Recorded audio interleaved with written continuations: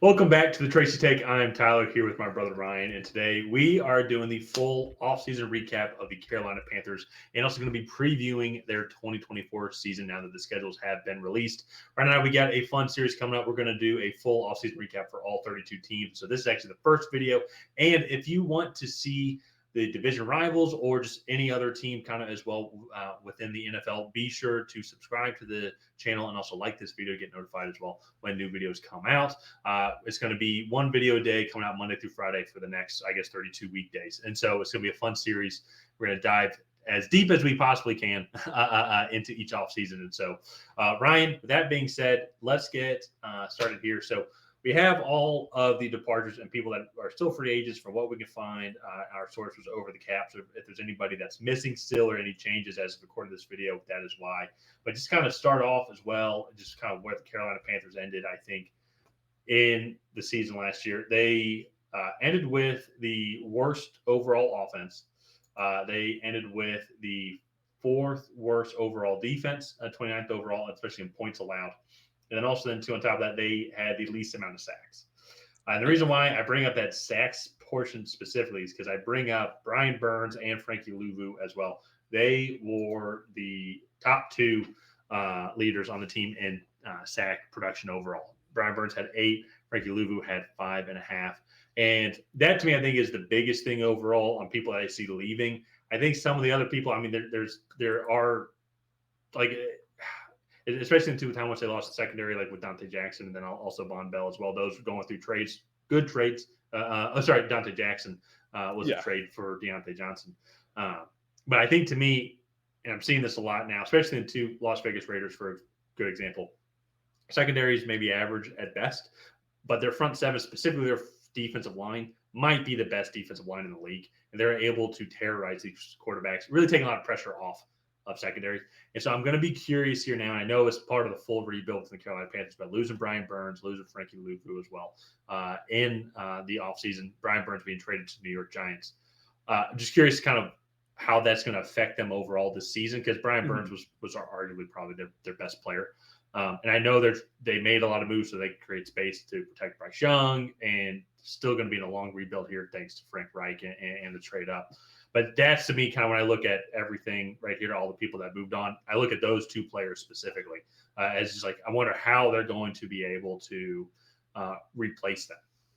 Yeah, and that to me, I think they went out, they got Jadeveon Clowney as a free agent. Then Shaq Thompson and Ashawn Robinson are guys that are going to be expected to kind of fill in. And I think they're just going to try to do an edge rusher by committee, constantly have fresh legs in there.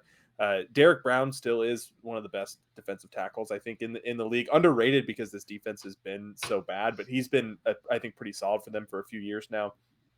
Mm-hmm. So it's going to be interesting to see where this sack production is going to come from. I will say, I forget the guy's name, but if they are picking at the top of the 2025 NFL draft, there is a fantastic edge rushing prospect from Tennessee. It's like, is it James Pierce? James Pierce Jr. Yeah, James Pierce just Jr. looks like just an absolute stud. And so, maybe they're prime enough for them. But that also being said, though, too, I know that didn't mean to be doom and gloom, but whenever people move on, it's just natural. You just think about what they're going to be losing. Yeah, and Jadeveon Clowney was a double-digit sack guy last year. I think he can definitely come in and provide a good veteran presence.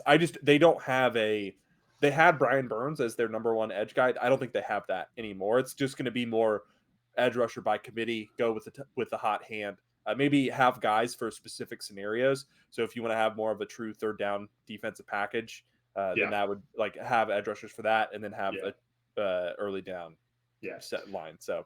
And I want to make it clear here as well, too, is like, I understand why they moved on from Brian Burns. The whole focus, I think, in this offseason, as we'll kind of get to on the next slide where we talk about the free agent signings as well, was making Bryce Young try and look like the number one overall pick, essentially here. So they added some great offensive linemen in Yashua Nijman, Robert Hunt, Damian Lewis as well. All those guys are going to be contending for starting spots, if not already starting spots as well. We'll get to the depth chart here.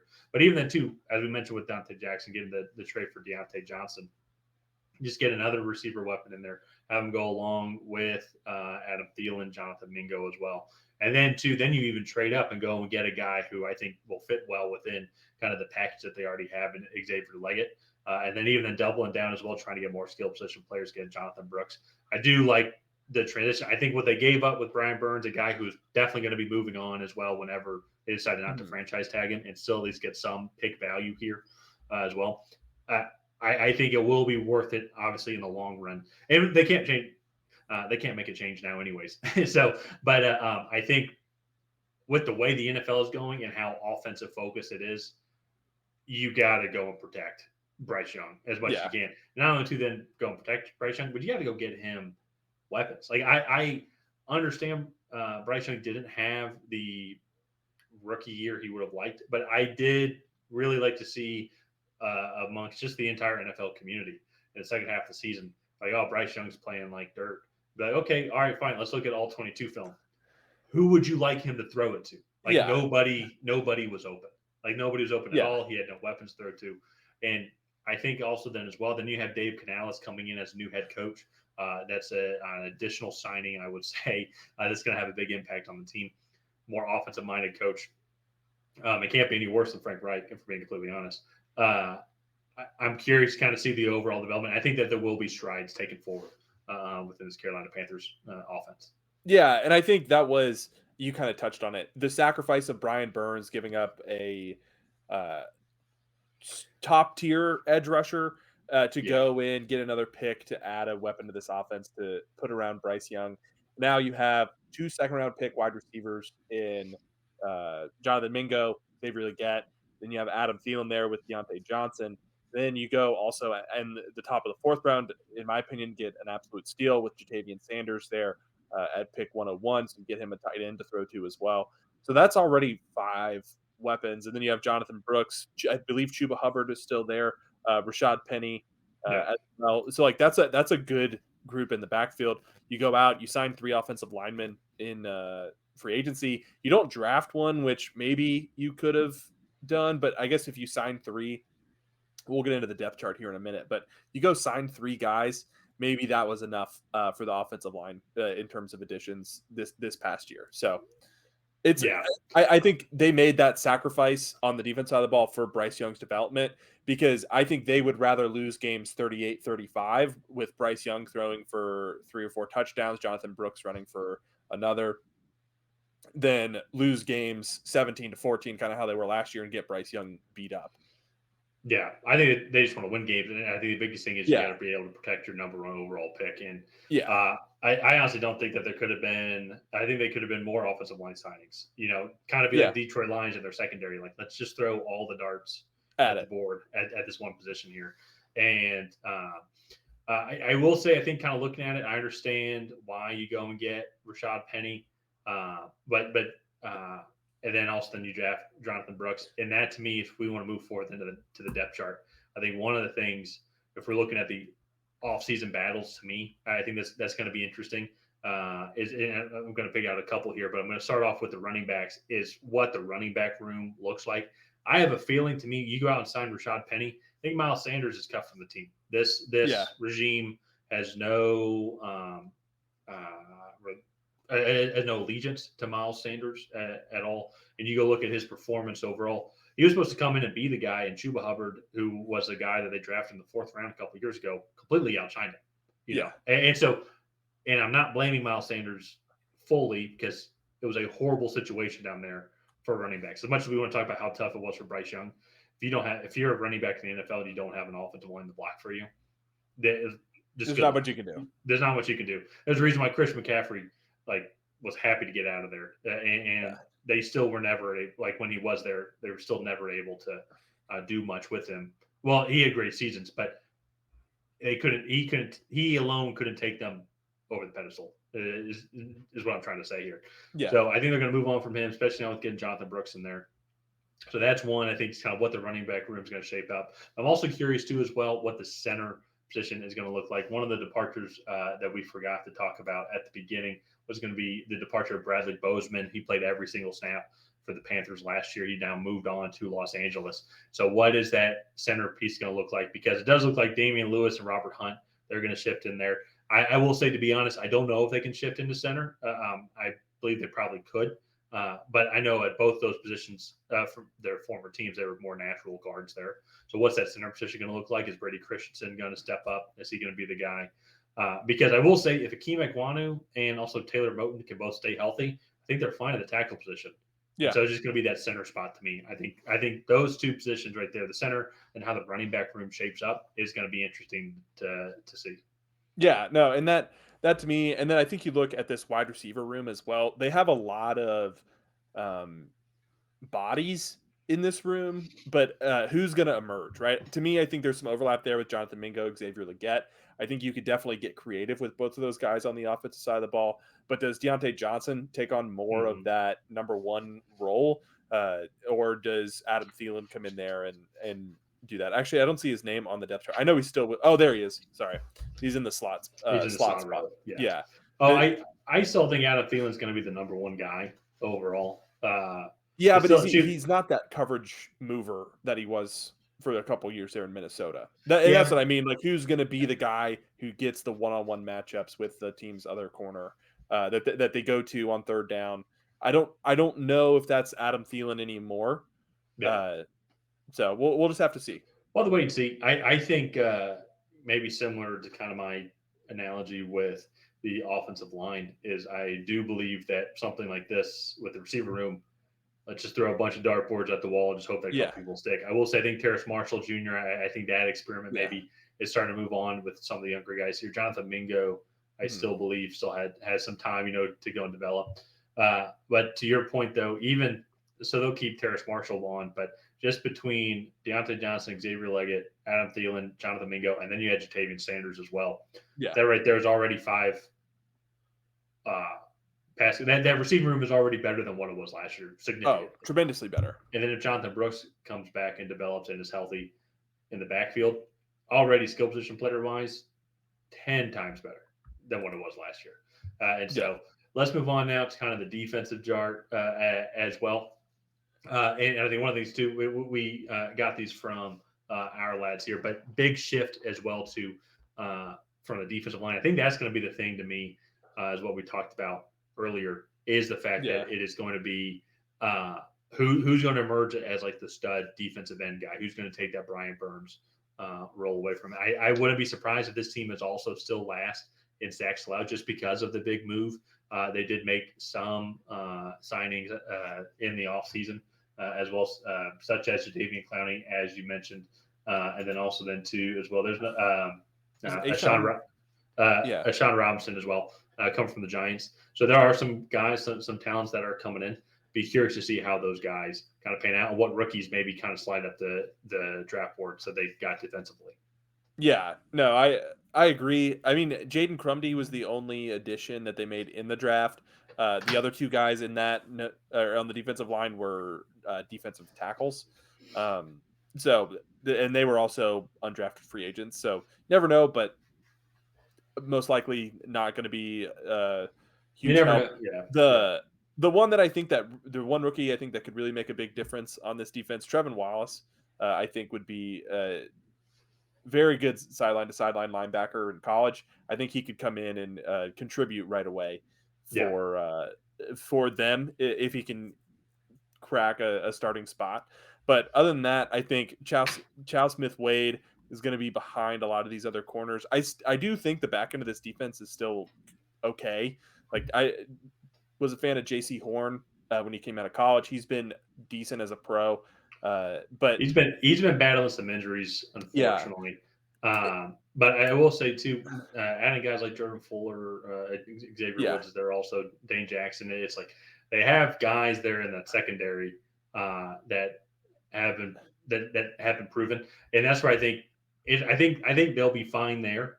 You have to kind of see how they go and develop. It is going to be like the big transition on the defensive line, I think, because we've even seen that if you have a great secondary but no defensive line, even the great corners can only guard these receivers for so long. Yeah, and so that's why I think the heart of every defense, I think it's starting to pan out. Like, you got to win the trenches. And so how is Derek Brown, Shai Tuttle, Sean Robinson? How is Jadeveon Clowney going to do? Can he be the guy that we all thought he could be? Because I think he's a good number 2 guy, but like he needs to have that number 1 across from him as Yeah. well. And so just to help with the production. Yeah, no, for sure. So let's move on to the Panthers schedule. So I believe the NFC South has one of the easier schedules Yes, we do. in the NFL this year. So the Panthers do catch a break there. However, part of the reason why the schedule for the NFC South is so easy is three of the teams last year didn't make the playoffs and were picking pretty high in the draft. So and the Carolina Panthers had the number 1 overall pick. It was sent to Chicago, as I'm sure you all are aware. But starting off the season at New Orleans, then facing the Chargers at Las Vegas, and then facing Cincinnati at home. I think the Chargers in the Cincinnati game could be winnable. I only say Cincinnati because, or I'm sorry, the New Orleans and Chargers game are winnable only because it's week 1. You never know what's going to happen. The Chargers, I think, are a weaker team. The Raiders and the Bengals, especially the Bengals in week 4, after they kind of start to figure things out, I think those two teams are going to be too dominant, especially on the defensive side of the ball, I think, for this Panthers team. And then also, I think you look uh, this Bengals offense, I think they'll be able to run all over the Yeah. Panthers defense. Well, and I just think I look at those first 6 games here. I just think first game under new Yeah. coach at New Orleans. Uh, I think that's going to be tough. I think the Chargers. I think they're going to be underrated just because of they were so banged up last year. Now they do have a new coach that will be at home, so that'll be interesting. But yeah, the Raiders, Bengals, Bears, and then Falcons. On paper, all those teams I think really match up well against the Panthers, especially to like the Raiders and Yeah. the Bengals as well. Uh, and then Chicago too might be one of the potentially could be like one of the best teams in the NFC. We'll have to wait and see. I'm looking at that. I will say I think that they're probably going to go 1-5 kind of during that stretch. Yeah. Where I think they're going to make hay actually is going to be in the second column, week 7 through 14.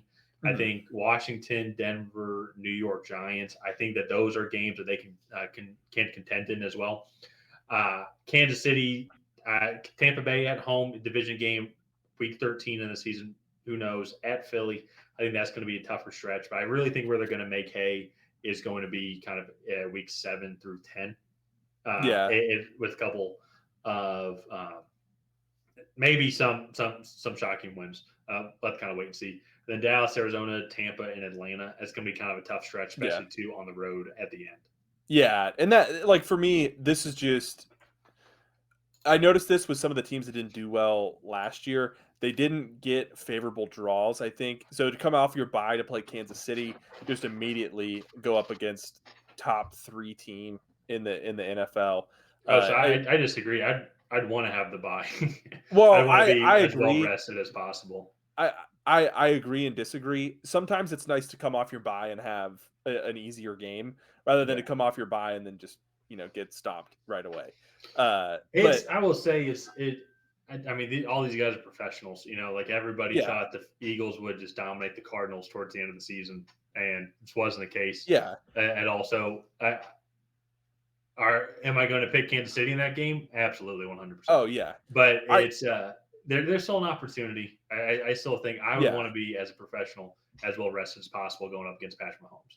No, that's true. I just think that's a really tough matchup. I think you look at the second half of this season for them, weeks 12 through 18, and I don't really see any winnable matchups. Yeah, a 12 through 16. Yeah, weeks 12 through 18, really. Weeks 12 through 18. So that's where, yeah, if we want to go on to our records here, I was thinking about that as well. So I think that they're actually going to start off the season slow. If you want to go to our record prediction, I think Yeah, they're going to sorry, start my the mouse season is being slow. weird. No, totally okay. So I had them going about like 1-5 in that first 6 week stretch, but I actually had them going predicting about 3 or 4 wins in that middle stretch from weeks like 7 to 14, and then picking up one more, I think, in weeks 15 through 18.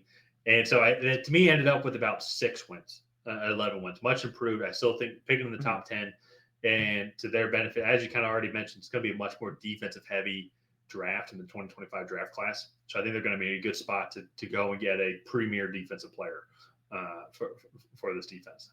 Yeah, I went a little bit more on the less, I don't want to say Pessimistic optimistic. side. Yeah, on the pessimistic side.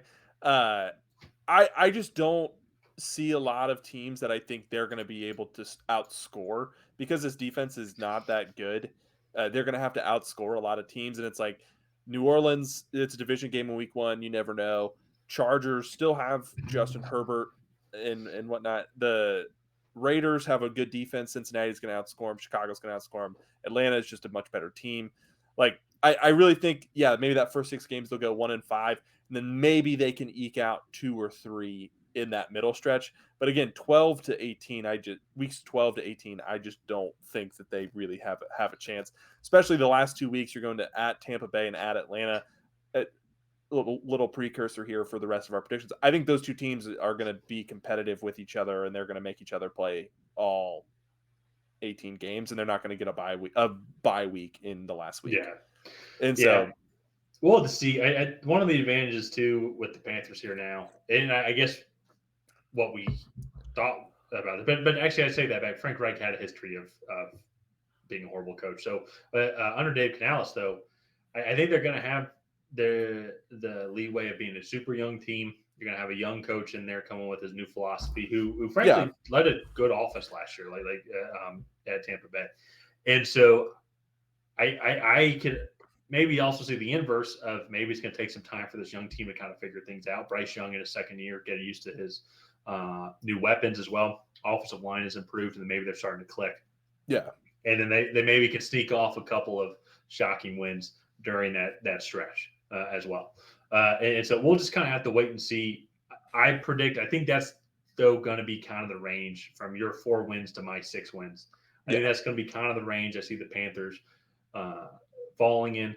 And the biggest thing to me when I look at kind of what the goal is for the Panthers is I just want to see good, productive, development in this young team. As a Falcons fan, I don't know what that's like to have a youth team coming in there and having good production that's consistent. I'm just joking, but anyways, I think the Panthers are going to improve this year. They're definitely going to improve because it couldn't get any worse than last year. Yeah, and that for me, I think this is not going to be a year where Panthers fans are going to base their success off of their record, because I do think, similar to like the Arizona Cardinals last year, this team needs to come in. They need to play hard. They aren't going to win on the depth chart for sure. Yeah. But if they come in, they play hard, they can keep these games competitive. I have a feeling the Panthers are going to be able to score some points. They're not going to be an above average offense this year, because especially it's going to be a slow start. You have a new coach, but I think by the end of the year, you should really start to see them kind of come into their own in terms of being able to put points on the board. So I think there's a lot of hope here for the Carolina Panthers. Hang on to it. Hopefully Bryce Young can figure it out and they can continue to win some more football games in the future. So let's go ahead and wrap this up here. If you guys have not already, please go ahead and like and subscribe. Leave a comment down below on what you thought of the Carolina Panthers offseason. Did you love it? Did you hate it? What would you have done differently? And on that, we'll see you guys next time.